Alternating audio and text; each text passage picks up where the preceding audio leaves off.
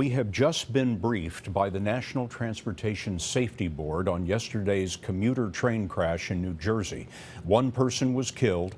Of the 108 injured, only 7 remain in the hospital tonight.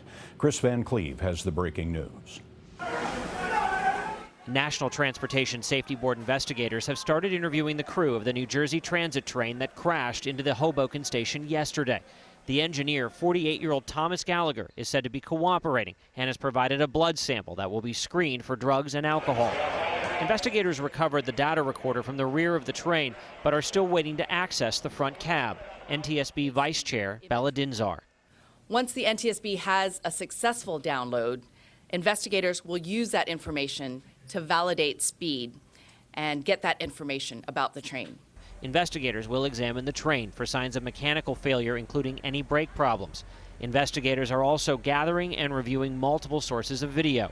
Lead investigator Jim Southworth. Because of the asbestos and because of the unsettled structures that we're not sure about, I'm not allowing anybody to go in there, okay? None of the evidence that's in there is perishable. Gallagher is a 29-year transit employee described as an experienced engineer.